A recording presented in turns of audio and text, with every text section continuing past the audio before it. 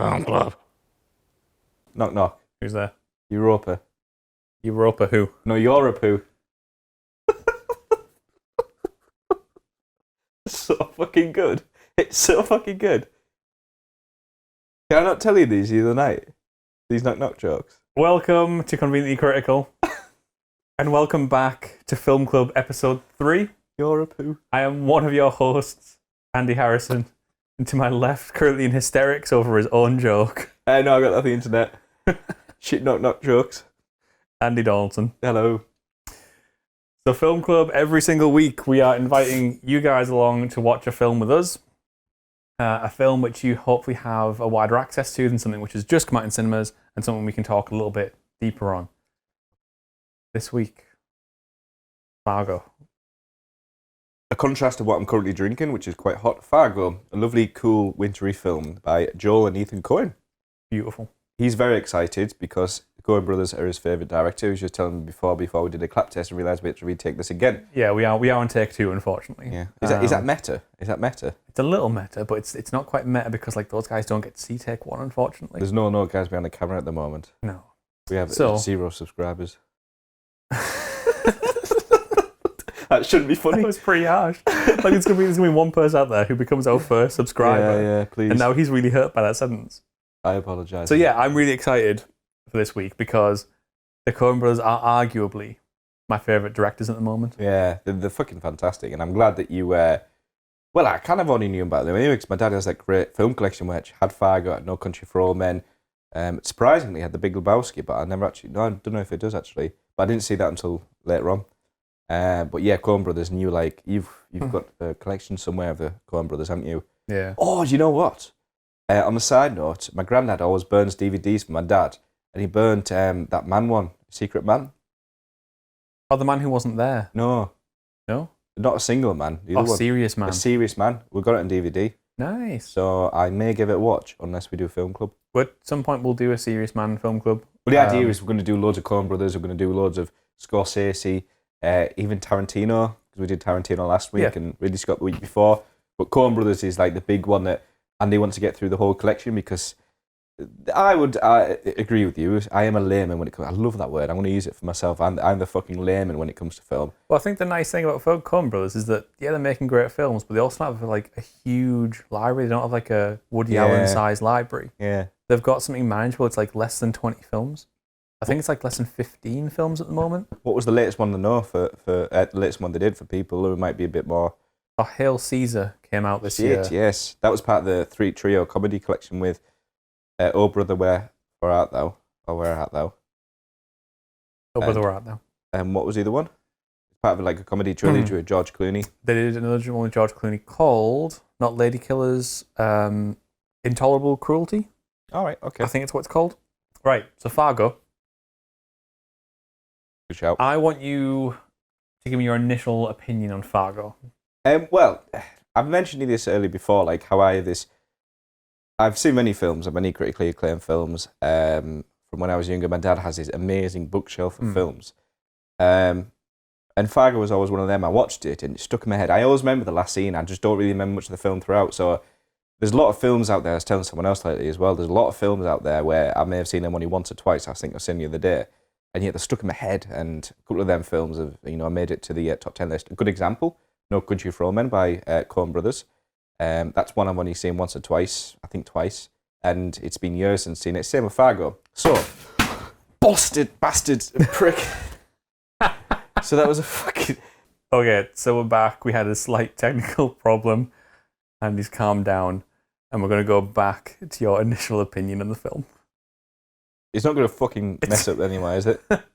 It might, but if it does, just all the more I entertaining. will scare the fucking shit out of me. So I was going on about like No Country for Old Men, a Coen Brothers film that I had great respect for because I've seen it once or twice. Same with Fargo, and I always remember the ending.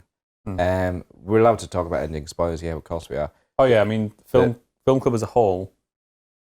Spoiler warning for everything because we want to talk about these films. In the first episode, but yeah, we want to talk about these films like properly. So like this is one thing that bugs me about stuff which comes out on YouTube sometimes, which is everything's so early, it's full of spoilers. You don't want to get into it, but yeah. So spoiler away. So it was the wood chipper part at the end, and I always remember there was a person that was I always remember the boot in the wood chipper. Excuse me. And the other part I always remember was the accent of Fargo. Yeah, like that. Oh yeah, yeah. So I went in like you and like there was bits of I loved about this film, but then when I watched it again, and obviously I watch it again with more of a interest, speaking to you, speaking Coen Brothers, looking at stuff like this. Oh, actually, I just remembered some notes in my head, and it was so much fucking better than I remembered. I honestly loved it, and that's why before it must have been so good, but I've watched it years ago when I don't have this kind of, you've taught me a lot about like what should not necessarily look out for, but what is good to look out for. like you figured out on your own. Yeah, but I've had your help to explain the stuff.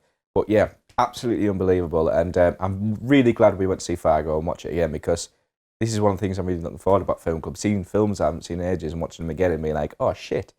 So unbelievable. A lot of things to say about, well, quite a few things to say about it. And you, what was your initial? Yeah, I mean, Fargo is one of my early introductions to the Coen Brothers. Yeah. And I think it totally stands out amongst their work as like one of their best. Yeah. If you ever have a discussion with somebody about the Coen Brothers, they're going to say among their best, probably most people's favourite's going to be like Fargo. Yeah. There's some others in there, definitely, but like it's always up there in the conversation. It's totally worth it. Yeah. It's totally worth it. I think the striking thing and part of the thing I like actually you mentioned was it's like visually it sticks in your head. Yes. And it's because they use such a unique location. Environment, yeah. And the people and like you can tell you can tell like, yeah, okay. So you've got this it's all blanket white. Yeah. Yes. Snow everywhere. And the colour scheme's good. They have the red jackets and stuff. Yeah. But the people are all lovely as well. Very bright. And they always say it. I was going to mention this. They always say it. Like a lot of the film is like, how are you? And stuff like that. Yeah. Very, very Canadian kind of style. It's not Canada. Sorry, Canadians. And sorry, Minnesotans and North Dakotians. Yeah. But, they've got that kind of like the loveliness, kind of natured about them, haven't they? Exactly. And like, fucking amazing. They do kind of use that to make a point. They do kind of poke fun at it a little bit. I think there's also a reverence there for it. You can tell they also kind of love it. And this is based on where they grew up. No. So they're from Minnesota. No. If I could be wrong, but I'm pretty sure the Coen Brothers are from Minnesota. Oh man, that's really cool. So that's why it's almost like a bit of their life coming into it. Like, this is what we had to grow up with. Yeah, and I think they do that with loads of their films, but for this one, I think it really stands out because they get that. Oh yeah, they get that balance between being able to poke fun at people and making a comment on the way they live. Yeah, but also kind of loving it at the same time. Would you argue that's self-referential for the filmmakers, for the directors?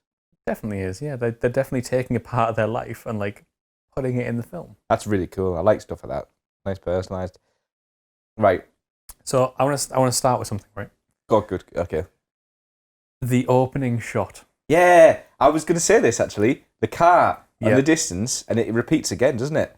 The car. I think towards the end of the film, the car coming down, and I'm going to mention about this. This is the one I said a bit earlier, and not remembered. Yeah. It's the use of what I love about it is the use of complete white, and then you just have this one car, like the image is still, and you just have this car coming towards you, and it's like the only thing that's noticeable in that shot. There's quite a few times where they have just a blanket white of the snow, and then you just see the car moving around. Like the shots that they have with the cars moving, they're just still from very far back, and the car's going along. I love that. Yeah, and like I said, one of the early Coen Brothers films that I saw, and when that shot opens the film with that music as well, and you just kind of know something's going on here. Yeah. Like that whoever is behind that camera is in control, and like they're saying something. It's up to you to figure out what it is they're doing with it. So like it always sticks in my head as like a staple of Coen Brothers, which is like this long minute and a half, I want to say. Yeah. Shot of just a car driving towards the camera as the credits come up and the music starts to play and you start to get the tone for the film. Wonderful. It is. It's absolutely brilliant. And then from that, we go straight away into the bar where Jerry? His name is Jerry. Yeah. I was like, I just teddy bear faced actor. Yeah. I'm so sorry. Where he meets up with the two guys, like Steve Buscemi and the other fella who's going to like kidnap his wife. And yes. Yeah, the quiet guy. And I can't remember his name. He is off Prison Break. I'm pretty sure. Is he? I never got to find Prison Break. He's got long hair in Prison Break. Yeah, anyway, I can't remember his name. I had it before. So obviously Steve Buscemi. This does exactly what I really love in films. Is when they break out of standard 3-act structure. And this is where film starts. I guess this isn't necessarily breaking Is this out what 3-act A New structure. Hope is, a 3-act thing? Actually, yeah. So maybe I'm wrong. Maybe using the phrase breaking out of 3-act structure is incorrect. Because A New Hope is the same thing. Where we don't start at the beginning. We don't start with like Jerry getting into money problems and then he has to go and contact these guys to kidnap his wife and then he goes and meets up with them. Instead, we just go straight into him meeting up with them. He's on about his wife getting kidnapped. Yeah. And she's like, what? And it's something called, I'm about to absolutely butcher the pronunciation on this. In medias red. That's such a right? A tosser way of pronouncing that. Yeah, in medias res, something like that. And what it means is starting in the middle. Yeah. Right. And so rather than setting everything up from square one, we just go straight in. That's what we get here, and it's great because it makes you as the viewer start to pay more attention. Yes. And start to try and figure things out. That's why, because it's been so long. Like I said, I couldn't remember apart from the wood chip scene and the accident. I couldn't remember what happens. I was thinking, oh fuck yeah, he wants his wife kidnapped. Oh, why does he want to kidnap again? Oh fuck yeah, there's money problems. And I can't remember. Do you ever actually find out the money problems? I know it's to do with the loans and something, 320 grand for a car. Excuse me. Yeah. But is that the same car that you lent out that you're selling onto is he just trying to, did he go too much into it? Anyway. I don't know if it's in there, but having watched it now for like the 5th time, I don't know. I don't know how he got into money problems. Because it seems like I get the idea that he's paid 320 grand on a car or a couple of cars, that he's then part of that investment decision he tries to give to his father-in-law for the 750 grand. So what's 320 to him then becomes 750 or something like that. But I could be wrong. Is he trying to cook the books? Because he's borrowed 320 on cars which don't exist. Yes. He's trying to cook the books, isn't he? To make sure either he saves face at the shop or maybe stop it from closing down or something. I don't know. Yeah, because I remember there's a really good shot of all the people or all the pictures who have been there. Then it's him. And when he's trying to sell that super paint job thing, the car's like, you fucked us, you like this. He just looks so unhappy, like sad teddy bear face. That seems like a wonderful representation of what his character is, though. Yeah. This person, he's such a slimy guy, isn't he? Yeah. And yet it's almost like he means well, but he just goes the fucking wrong way about it. Like there's parts of it mean well, sorry, anyway. He's got a kid, he's got a loving wife. Yeah. At least he puts on the face of meaning well. True. I was watching Complete dimwit. I'm really sorry, I can't remember who it was. Someone did an amazing video essay on a bit of Fargo, and they referred to something as Minnesota nice. Yeah, it's the accent. Which means that like basically everybody, for regardless of what's going on, they're outwardly always pleasant. Regardless of what's going on underneath, they're just pleasant on the surface. That brings up to another point I was going to put on the film that I wrote down in a little notes section. So that's the thing. Throughout the whole film, it's a crime drama sort of thing, isn't it? There's people being murdered. There's people being shot. And yet, throughout this whole film, and I can't remember the actress now. Again, I had it written down. That does main character whose name I can't fucking remember as well. She's called Maggie. Maggie, that's it. Yeah. What the fuck? Yeah, I'm silly me. Anyway. No, I've just known Margie. Margie, that's She's it. Called Margie. Yeah, She's called Margie. Oh yeah. Yeah. So even throughout the whole film, what I loved about Margie and just everyone how she interacts with them, she just keeps this really cool, calm face, which is, I assume, the Minnesota nice. And there's all this shit happening. Like a great example is the scene where after Buscemi and his accomplice actually killed him. You know, the 3 people, the cop and the 2 guys. She's there reviewing it all, and straight away she sees a scene like a CSI kind of guy, person, not guy, and they're just chilled out and they're just got a cup of coffee. She's seen some dead bodies. She's like, yeah, and then she's bent over double, and he thinks she's throwing up because of the person in the car. She's like, no, it's just morning sickness. Yeah. And it's just really cool how you see throughout this whole film, everyone's just so chilled out. Like a good example is like she's going along. She's like, how are you? She has a lovely smile, by the way. I love that smile that she has. Like, but I also think that she hides herself really well. The character hides herself really well. Like, she comes across like not necessarily comes across, but she does have this Minnesota nice about her, if that's the phrase to use. and yet she can actually see through people. And a good example is when she goes back to, is it Jerry Kratzenberg or whatever it is? No, that's Ratzenberger. I'm thinking of someone. Oh, it's Cronin something. Begins with K anyway. Besides the point, anyway, it's the second time when she's in the office, you know, and saying, go around the lot, and it's when he drives off. And he starts being a dick to her. And at the start, she's being nice to him, but she knows what she wants. And it happens a couple of times throughout the film. When she meets up with the guy who's trying to hit on her, and he's trying to sit next to her and stuff. Mike something. Yeah, she's being nice to him. That's it, Mike. Yeah, she's being nice to him, but she's also like almost putting on a face because she's a lot more smarter than she is, and yet she doesn't want to. It's almost like she doesn't want to come across as like a person who's a lot more smart than she is. She wants to just chill out and just enjoy herself with a husband who paints and stuff. Fuck off. Who paints and stuff. That's the fucking light, by the way. It's going to piss me off. It's the gaffer tape's coming off. I swear now it's going to come off. Anyway, so... Don't ruin the behind the scenes. Like, don't tell them how we're taped together with gaffer tape. yeah. Basically, it solves everything. But basically, she employs that really well. Like both the character and the way it's directed, he employs that Minnesota Nice to keep that coolness throughout the film, which is one of the things I really liked about it. I loved how, and here's one of the words that you tend to use often: a juxtaposition. Yeah. Weirdly, I've actually noted that. Fuck off! Swear down.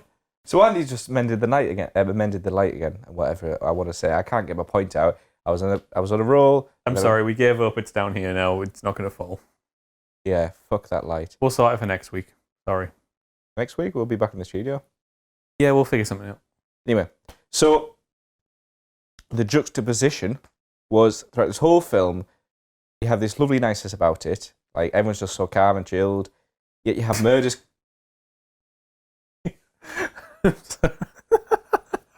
What?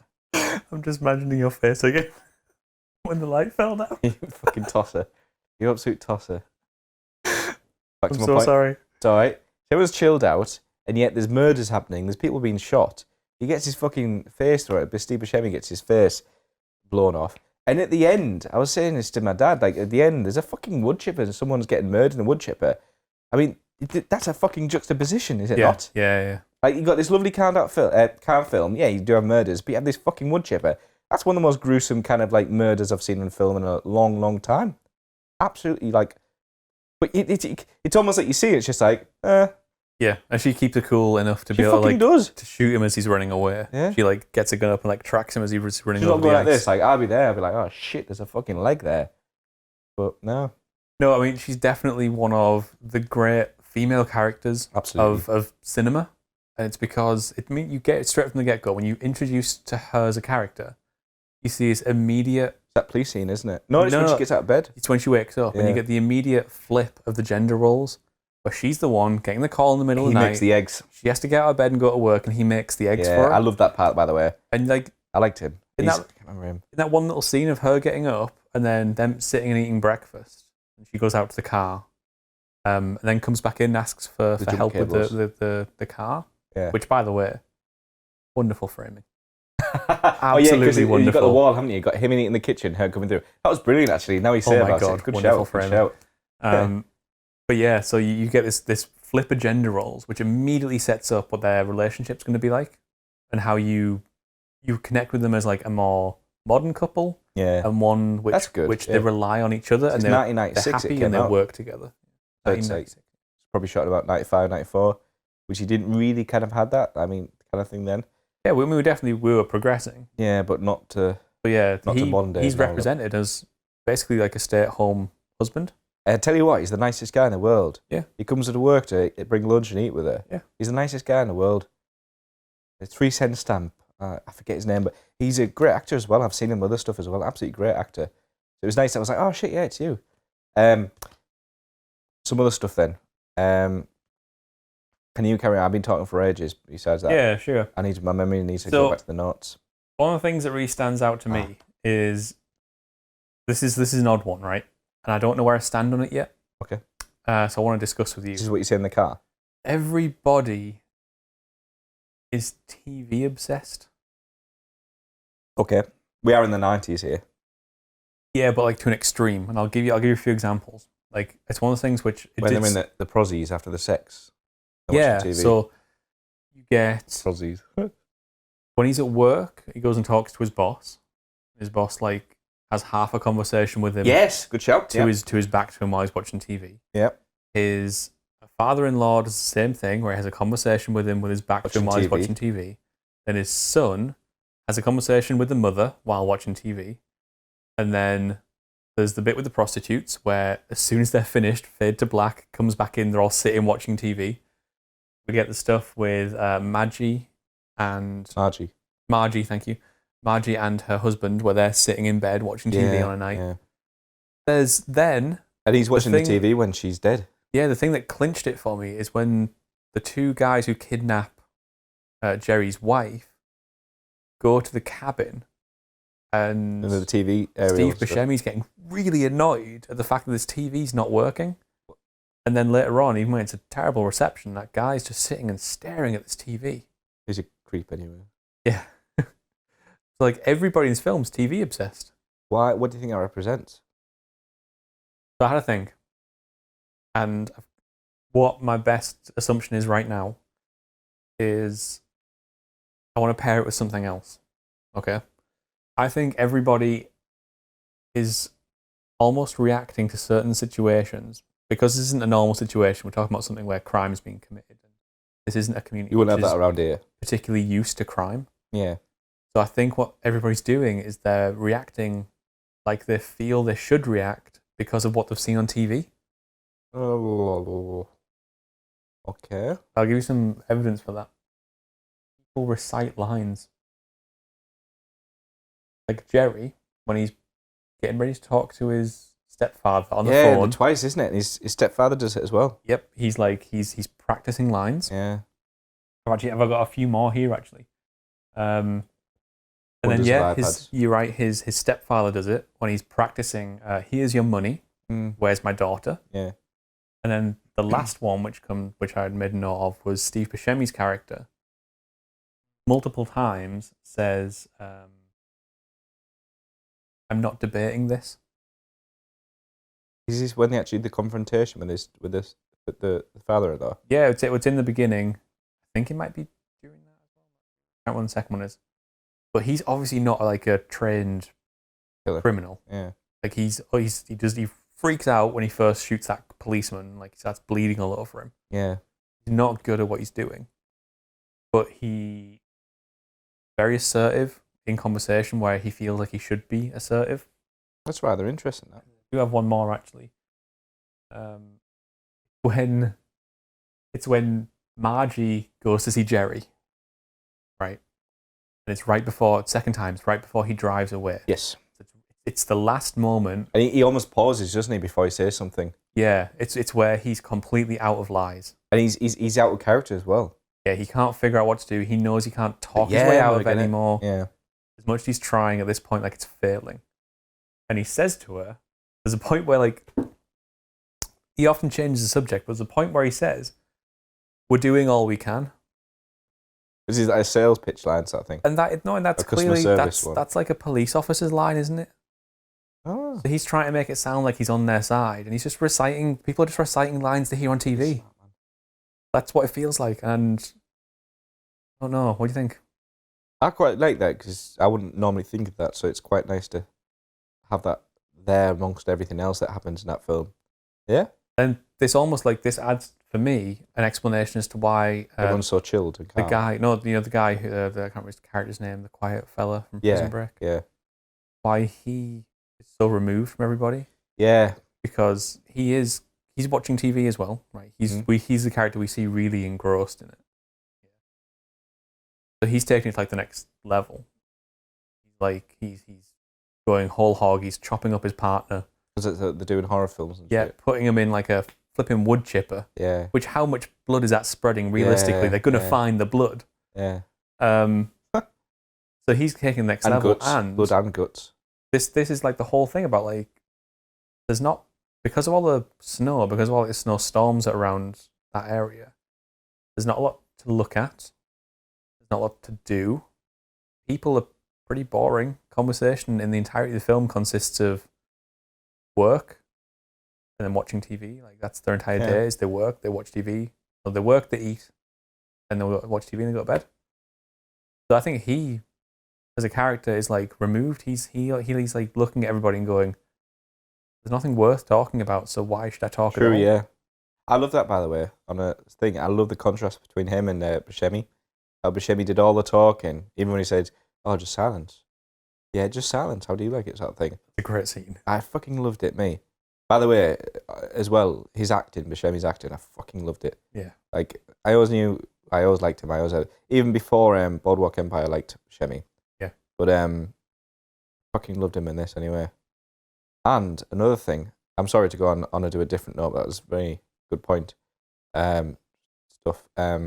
What I've really enjoyed is Fargo's 1996, The Big Lebowski, Coen Brothers, 1998. There's twice in Fargo, and I really hope that they did this for a reason in The Big Lebowski. Twice in Fargo does Buscemi say, "Shut the fuck up." Oh, does he? Yeah. Oh, I totally missed that. Yeah. It's at the start. He's like, something like that. Anyway, I think he says it to the woman in the back. Shut the fuck up, Donnie. Yeah, exactly. So, like, if you haven't seen The Big Lebowski, try not to ruin it for yourself, but at the same time, you must have heard the "shut the fuck up, Donnie" part. Yeah, John Goodman. If you haven't seen it, watch it. It's awesome. Yeah, please do, yeah, but try not to spoil it for yourself, because it's a really good film. I'll wait, because watch along with us in a few weeks. We definitely need to do the Big Lebowski. But their famous line, Buscemi's is "shut the fuck up, Donnie," which is it's directed towards Steve Buscemi.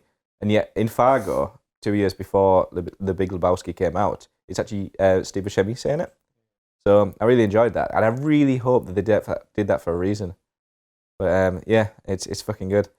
I had a check of how many times the word "yeah" or "yeah" was used in the film.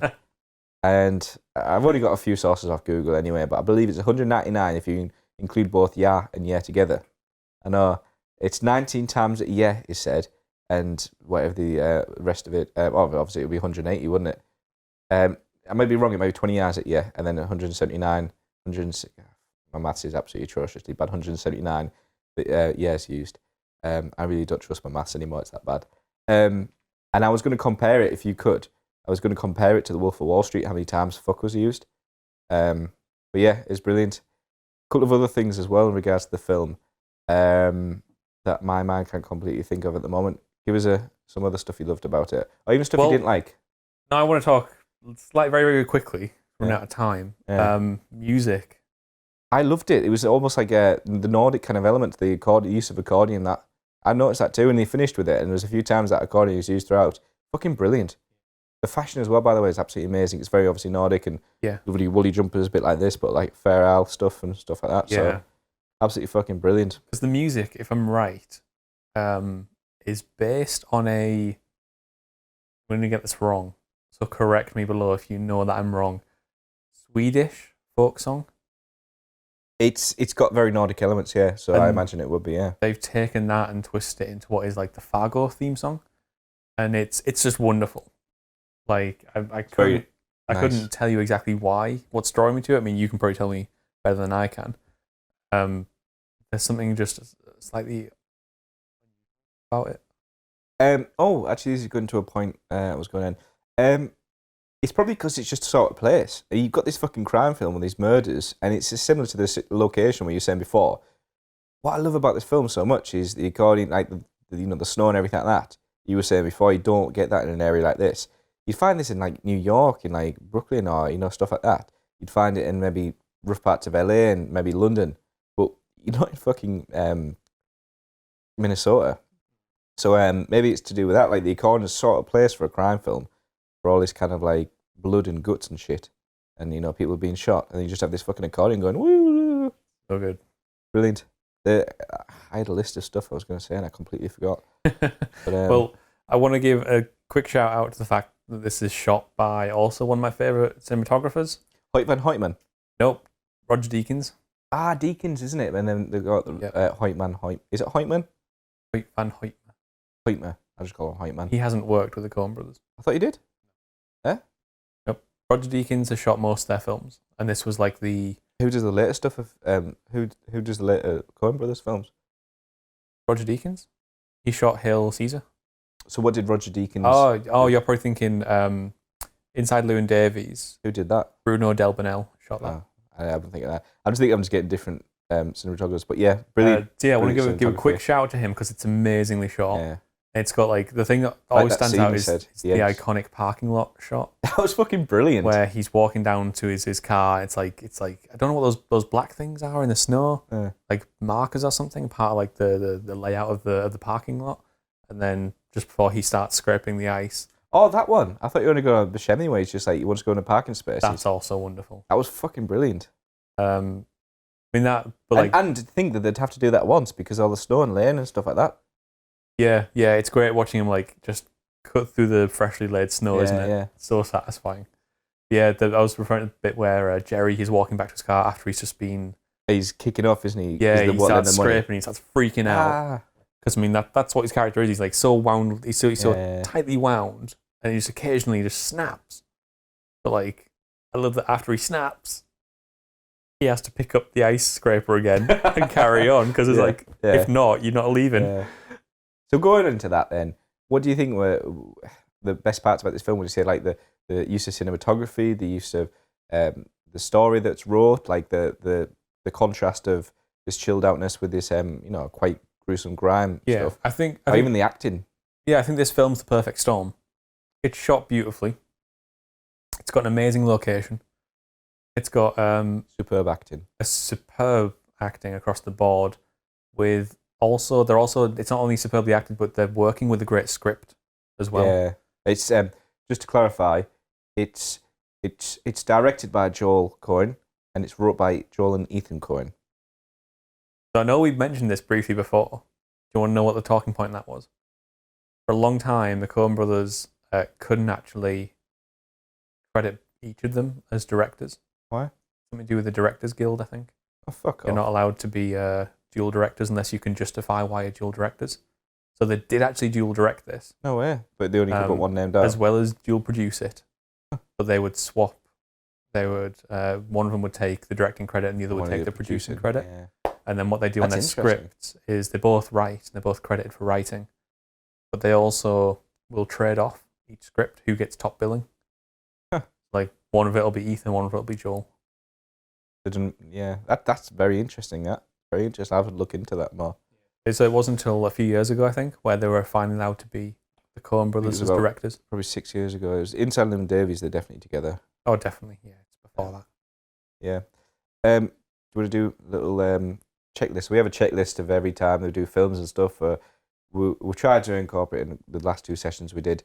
So we do the Wilhelm scream one. It definitely wasn't in Fargo. Wilhelm scream. No Wilhelm scream. I don't think Coen Brothers ever put a Wilhelm scream in their films. Oh, fair enough. That makes it easier for future. Now, the one that what's it called? The big one, the Bechdel test that we want to do. Didn't pass it. So for anybody who's not certain, the Bechdel test asks, are there at least two female characters? And do those two female characters at any point talk about something other than a man? And they didn't pass it because the lack of female characters in this film, which you could argue is a bad thing, but then the Margie just fucking led that film because she's just unreal. So they didn't. You could argue they didn't. You can never argue that people never. I don't know. I'm doing too many double negatives here, but basically, you could always have more women in film, especially people like Margie. But they only had two women because he had the woman she was talking to on the phone, and it was about Mike. And there's the two prostitutes as well.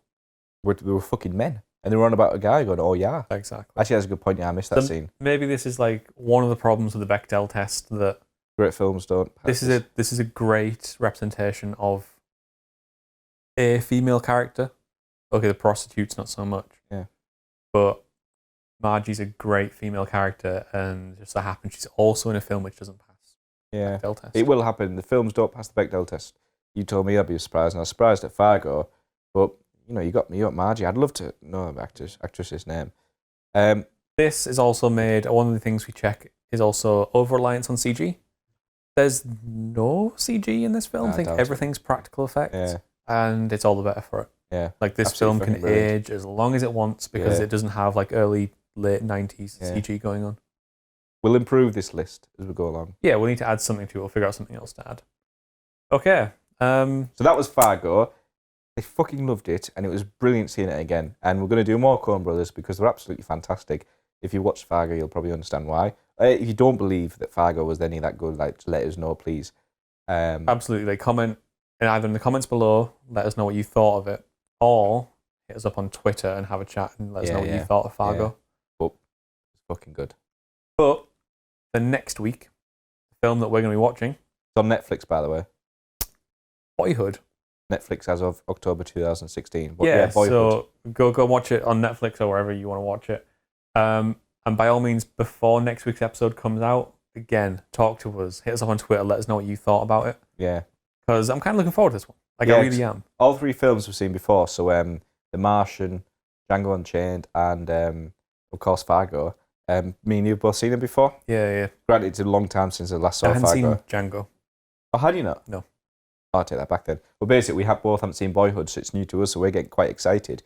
Not too well known because it's a bit of an indie film, isn't it? Which decided to go a bit away, straight away from the mainstream. Yeah, it got a bit of attention because of how it was made, but we can talk about that next week.